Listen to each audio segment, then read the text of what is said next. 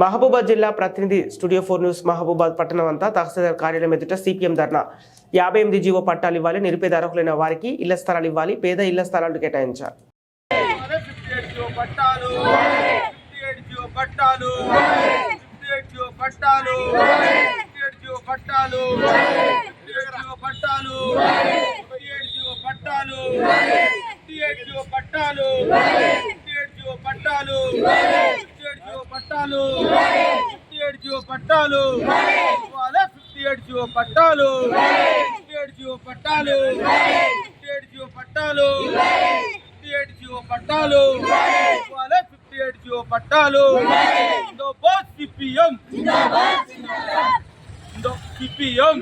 పేదలేసుకున్న ఇళ్లకు 58 జీవో ప్రకారంగా పట్టాలు వెంటనే.